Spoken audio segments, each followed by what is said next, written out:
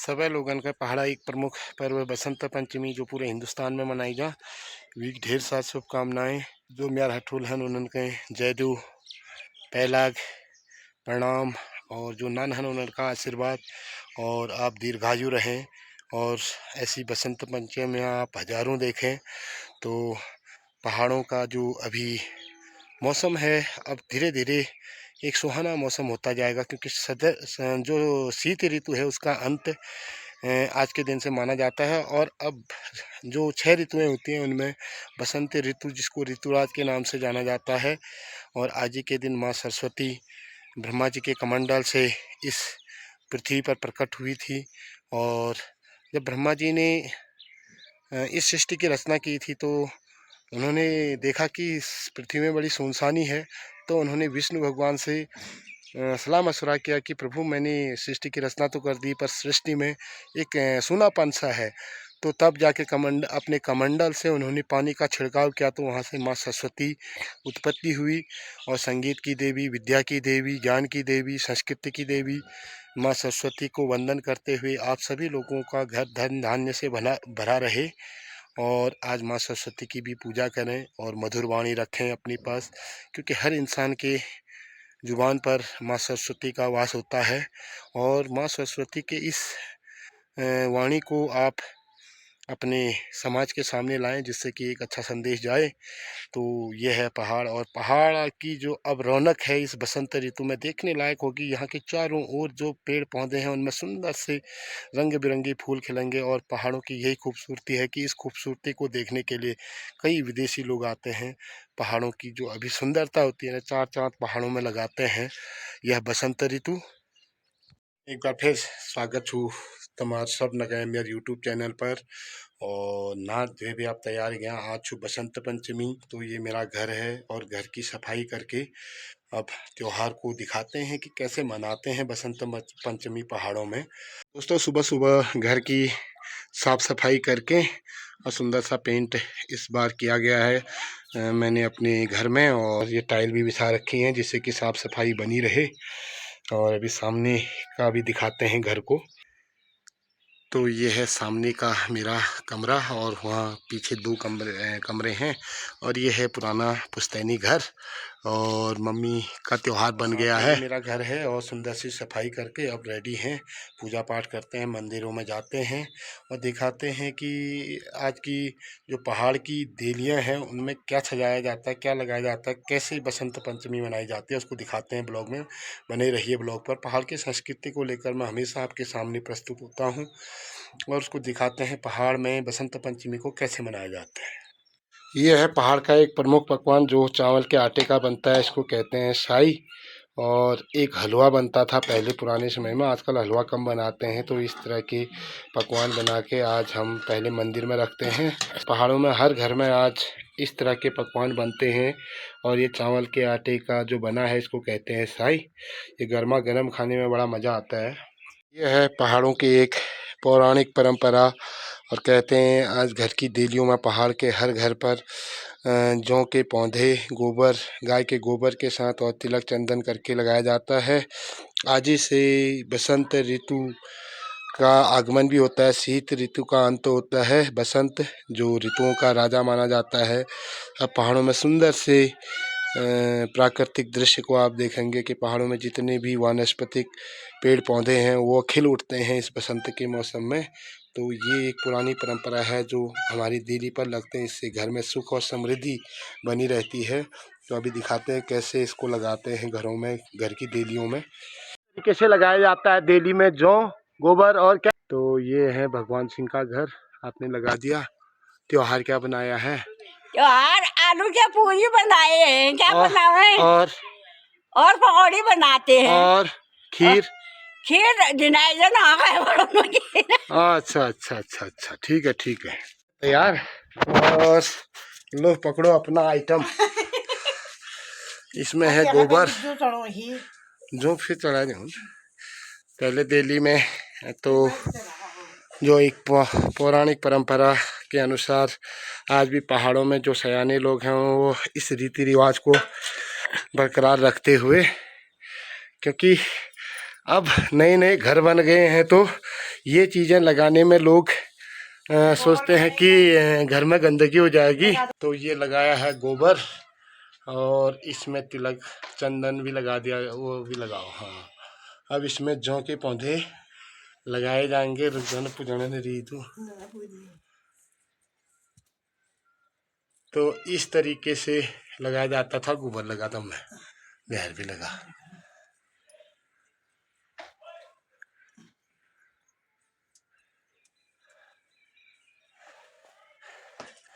तो ये है जो हमारे पूर्वजों के द्वारा एक परंपरा ऐसी बनाई गई कि जिससे हमारी फसल और खेती बहुत अच्छी हो। तो इस तरह जौ के पौधे शुद्ध माना जाता है जौ को, तो घर की देलियों में लगता हुआ। तो इस तरह पहाड़ों में देलियों पर आज जौ के पौधे और गोबर, गाय का गोबर तिलक चंदन के साथ लगाया जाता है। और कहते हैं कि पुराने समय की ये परंपरा हमारे बुजुर्गों के द्वारा बनाई गई है, जो आज भी यहाँ पर जीवित है। और ये कितने समय तक जीवित रहेगी यह कहा नहीं जा सकता है।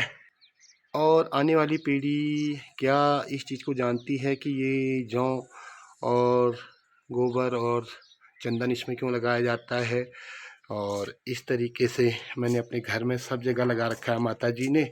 और ये परंपराएं हमारी जीवित रहनी चाहिए, क्योंकि ये पुराने लोगों के द्वारा एक आयोजित की गई पारंपरिक धरोहर है। और एक वैज्ञानिक तरीके से उन्होंने सोचा है कि इसको घर में लगाने से सबसे पहली चीज़ जो ये गोबर है ना, जब ये सूख जाता है, अगर इसको हम विभूति के रूप में बनाएं तो जो छल छितर कहते हैं पहाड़ों में बच्चों को लगता है, डरते हैं, इससे उनकी झिझक भी दूर होती है और वो डर दूर हो जाता है। तो ये विभूति का भी काम करता है जो ये गोबर इसमें लगा रहता है। और आज माँ सरस्वती की उत्पत्ति हुई थी ब्रह्मा जी के कमंडल से, तो माँ सरस्वती का भी पूजन किया जाता है। हर घर में माँ सरस्वती का वास होता है। 9 बजे का समय है अभी हमारे गांव में, और सुंदर सी धूप खिली हुई। ये चारों ओर हमारा गांव देख सकते हैं, इसके अड़ोस पड़ोस के जितने भी गांव हैं। तो मुन्नी भाभी का भी तैयारी हो गई है। एक में तो लगा दिया, दूसरा अरे इसमें भी लगा दिया। एक ही बचा, एक एक ही लगा रही है। यह स्पीड बहुत तेज हो यार, मैं वीडियो भजने रही है दिखाई दो। ये लगा दिया और इस तरीके से हर घर में इस तरह से हाँ तो लगाया जाता है। अब चढ़ाते हैं जो मम्मी चढ़ा रही है जो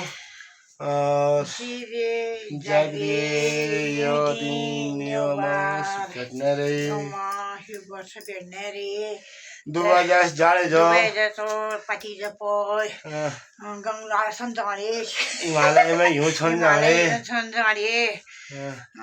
जीरे जागरे दी मातु जिकने जाम तेरे उन्नति है जो तो करोड़पति है जाए। करोड़पति जाए तो दान दे दी, करोड़पति जाए तो। अब मैं मम्मी को चढ़ा रहा हूँ सोने के अंडे देने वाली भी। जीरे जगदे यदि नियमास बैठने धरती जा चकाओ जाए दुबई जाए जड़ जाओ पति पिनाओ जस प्योर जो गंगजू में द्वार शंकर हिमालय में छोटा ढूंढ गए और सुनो अंडे देते चल ठीक। मम्मी को भी चढ़ा दिया, बच्चे तो है नहीं यहाँ, बच्चे बागेश्वर है, वो वही चढ़ाएंगे। और पहाड़ी लोग ऐसे चढ़ाते हैं, ऐसे त्योहार मनाते हैं। अब खाते तो ये एक पुरानी परंपरा है हमारे पूर्वजों के द्वारा कि ऐसे लोगों पर ये चीज़ें चढ़ाई जाती हैं और आशीर्वाद लिया जाता है अपने से बुजुर्गों का। तो इस चीज़ का सभी ध्यान रखें। तो ये हमारे पकवान बने हैं आज। त्यौहार तो ज़्यादा कुछ बनाया नहीं क्योंकि मम्मी का स्वास्थ्य ठीक नहीं है, इसको तेल तला वाला खाना नहीं है। तो एक पहाड़ी व्यंजन हमारी शाही पूरियाँ और सब्जी, इसको खाते हैं फिर निकलते हैं मंदिरों की ओर। तो ये कुंदनदाने लगा रखे हैं, दो बोर्ड लगा रहा यहाँ टोटल था बैक लगू ना है खाली कह रहे हो आप, गोबर लगाया ही नहीं आपने, गंदा हो जाएगा करके। और कुंदनदा के घर में भी जो लग चुके हैं और तैयार यार खाया मिल आजकल मटा हाँ पहले मिट्टी के वो दीवार उसमें गोबर चिपकता, अभी ये लकड़ी पर चिपकता ही नहीं हो। फेविकॉल कौन से चिपकाओ, फेविकॉल से या दिन का जोड़ी खा है कौन क्या जोड़ी भी तुम्हारा क्या जोड़ना खवा है ना त्यार हर खीर खाया और अच्छा खीर खीर बाकी कौन खाता है। अरे यार खीरा रोजा खाया ले ना दिन नहीं कोई त्योहार नया त्योहार कुछ नए पकवान तो कुंदनदा के घर में है। भाभी जी आपने क्या खाया क्या खवा दाजू ने दाजुन का खीर ना ते इनिल के खवा दे मिनो हमन का के होना तो हाँ हमन खाऊं भाई तो या खाली तो ये देखो खिला के भी आप आप खाप खा नहीं आप हैं कुंदनदा खैया खाप खा ली यार आप खा नहीं नहीं जमा खवा ली नहीं वे हैं तो ये है समझू का मंदिर। जय हो प्रभु।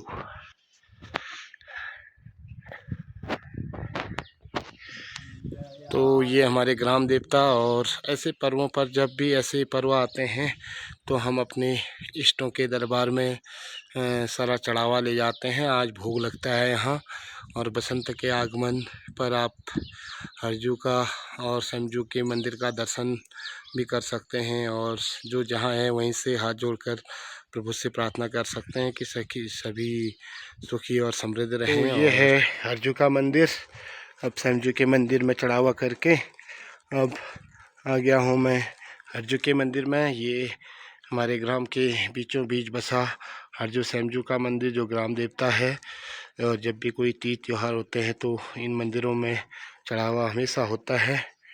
तो ये एक पौराणिक विष्णु की मूर्ति आप देख सकते हैं यहाँ पर नटराज के रूप में और यहाँ पर चढ़ावे का सारा सामान रखा है और अंदर पूजा चली है द्योंदा की जो यहाँ के पुजारी हैं। जय हो हरजू। तो द्योंदा अंदर पूजा करते हुए तो यहाँ की मेन शक्ति के लिए मैं लाया हूँ गुलाब का एक सुंदर सा फूल जो मैं पुजारी जी को देता हूँ। द्योंदा ये एक फूल लाया हूँ मैं गुलाब का, ये शक्ति के ऊपर रख देना आप। ये ऐसा तो मुझे चाहिए यार। तो हरजू की शक्ति के लिए जो फूल मैं लाया था घर से वो द्योंदा को दे दिया है। द्योंदा पूजा पाठ करके उसके ऊपर रख देंगे। दाजू आपको हैप्पी बसंत पंचमी बहुत बहुत मुबारकबाद हो आपको इस त्यौहार का। आप दीर्घायु रहें और लंबे समय तक यहाँ पूजा पाठ करते रहें। आपको भी हाँ बिल्कुल दाजू बिल्कुल आपकी बिल्कुल। बाणी शुभ तो हो। गाँव के बीचों बीच रास्ते से चल रहे हैं आप नीचे ग्वलजू के मंदिर में। तो ये हमारा सुंदर सा धपोला सेरा देख सकते हैं। हर घर पर आज जो बसंत पंचमी का त्यौहार है बड़े धूमधाम से मनाया जाता है। सभी लोग गांव में त्यौहार बनाते हैं और त्यौहार खा के फिर अपने कामों को करते हैं। तो ये है धपोला सेरा का सुंदर सा आप दृश्य देख सकते हैं। ऊपर मल्ला सेरा तोक और अभी जो मैं जहाँ मैं हूँ वो है तल्ला सेरा तोक। तो ये है सेरा हमारा जहाँ सरसों हल्की सी पीली हो चुकी है, अब बसंत के मौसम में पूरे तरीके से खिल जाएगा। तो ये है हमारा ग्वलजू का मंदिर जो हमारे संतानों की रक्षा करते हैं। आपको मैंने पहले ब्लॉग में भी बताया है ग्वलजू जो कि पहाड़ के हर क्षेत्र में, हर गधेरे में, हर जंगल में आप ग्वलजू का मंदिर देखेंगे। तो ग्वलजू हमारे जो हैं कुली देवता माने जाते हैं।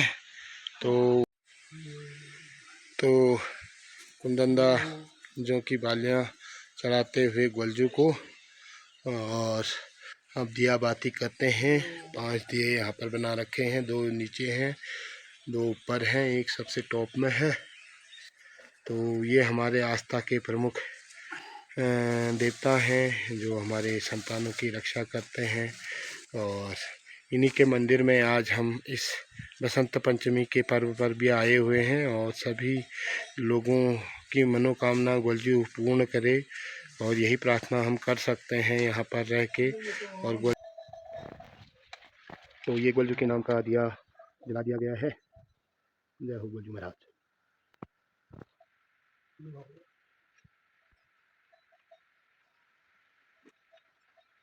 बिल्कुल बिल्कुल।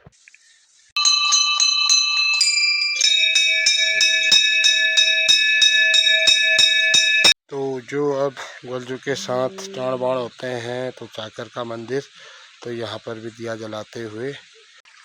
तो ये है गोलजू का मंदिर और ठीक सामने हमारा गांव दिख रहा है और ये है गोलजू का मंदिर। और ठीक इसी के नीचे है कपी नदी जो भद्रवती तट पर मिलती है। ठीक सामने इधर है हमारा गांव और वो प्रवेश द्वार, ये दूसरा गेट और ये है यहाँ का भोजन कक्ष। दोस्तों मंदिर में दिया बाती करके जा रहे हैं और इस संजूदा ने बड़ा अच्छा हमको वो सुझाव दिया कि जब भी मंदिर से वापस जाते हैं कभी घंटी नहीं बजाते हैं। तो हर किसी का अनुभव बोलता है, तो संजूदा ने बोला कि जाते समय घंटी नहीं बजाते हैं मंदिर में, कभी भी आते समय घंटी बजाई जाती है। नाजू तो पूजा पाठ हो गई, बस पूजा पाठ हो गई, अब चलते हैं नीचे की ओर। भात खाने श्राद्ध में। हाँ, आज हरदा जो हमारे बड़े भाई साहब हैं उनका देहांत हो गया था, तो आज 12वीं की श्राद्ध है उनका, वहाँ खाने भी जाते हैं और फिर उसके बाद मंदिर की तैयारियों में लगते हैं।